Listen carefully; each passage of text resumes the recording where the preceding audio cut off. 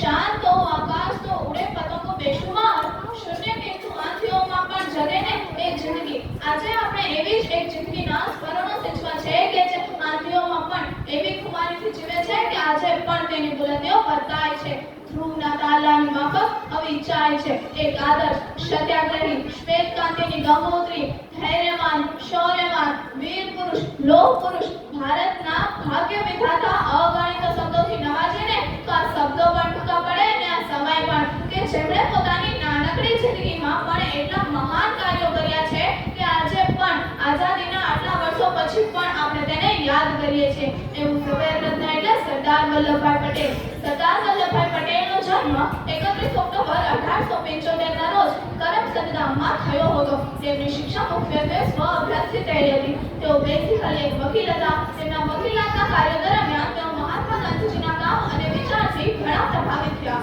ત્યારબાદ તેમણે ઘણા બધા સત્યાગ્રહો કર્યા ભારત છોડો આંદોલનમાં પણ તેમણે મહત્વનો ભાગ ભજવ્યો હતો આપણા ભારતને જ્યારે આઝાદી મળી એટલે કે આજથી ઠીક 76 વર્ષ પહેલા એક મહત્વનું કામ જે સરદાર વલ્લભભાઈ પટેલે કર્યું હતું ભારતનું એકીકરણ આપણું ભારત આઝાદ તો થઈ ગયું પરંતુ હવે તેમાં અલગ અલગ રજવાડાઓ હતા હવે તેનું સંચાલન તો કરવું ને ત્યારે સરદાર વલ્લભભાઈ પટેલે ભારતનું એકીકરણ કરવાનું વિચાર્યું હવે ગેસ કરો કે કદાચ સરદાર વલ્લભભાઈ પટેલે ભારતનું એકીકરણ ન કર્યું હોત તો સૌથી વધુ મુશ્કેલીઓ તો આપણા ગુજરાતને જ પડે આપણે તો પાસપોર્ટ બેગમાં લઈને ફરવું પડે કારણ કે 100-150 રજવાડા તો માત્ર ખાલી ગુજરાતમાં જ હતા એકીકરણના સચિવ તરીકે વીપી મેને મહત્વની કામગીરી બજાવી કહેવાય કે તેઓ સરદાર વલ્લભભાઈ પટેલના જમણા હાથ સમાન હતા સરદાર વલ્લભભાઈ પટેલે રાજાઓ અને રાજવાના રાજકુમારો સાથે વ્યક્તિગત ચર્ચાઓ કરી તેમની શંકા દૂર કરી તેમના રાજ્યોને ભારત સંઘ સાથે જોડ્યા આમ હૈદરાબાદ જૂનાગઢ અને કાશ્મીરના શાસકો સિવાયના બધા રાજાઓએ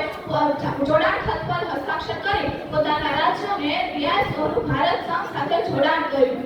હૈદરાબાદના નિઝામે પોતે સ્વતંત્ર રહેવાનો નિર્ણય કરતા એમની સામે પોલીસ પગલું ભરી તેમને ભારત સંઘ સાથે જોડી દેવામાં આવ્યું જૂનાગઢના નવાબે જૂનાગઢને પાકિસ્તાન સાથે જોડવાનો નિર્ણય કર્યો ત્યારે આપણા સરદાર વલ્લભભાઈ પટેલે તરત ભારતીય સૈન્ય અને નૌકાદળને જૂનાગઢની ચારે બાજુ ગોઠવી દઈ તેનો નવાબ પોતાની સલામતી માટે પાકિસ્તાન ભાગી ગયો આમ તેને પણ ભારત સંઘ સાથે જોડી દેવામાં આવ્યું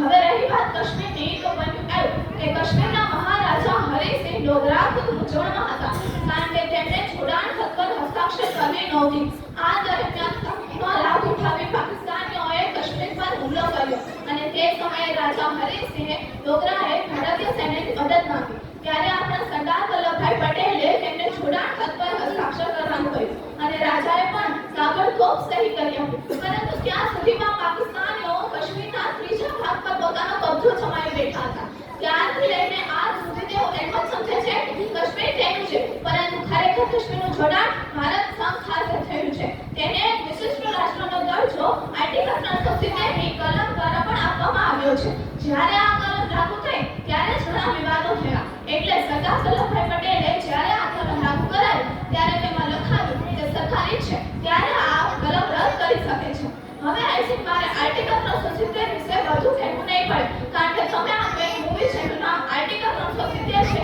તે જોયું જ હશે ઇનફેક્ટ કદાચ ન જોયું હોય તો જોજો અંતમાં હું એટલું જ કહીશ કે લોક પુરુષ की ऐसी छवि ना देखी ना सोची कभी आवाज में सिंह की दहाड़ कर हृदय में कोमलता की पुकार स्वतंत्रता का स्वरूप जिसने रचा देश का मानचित्रण पल भर में बदला गरीबों का सरदार था वो दुश्मनों के लिए लोहा थे वो आंधियों में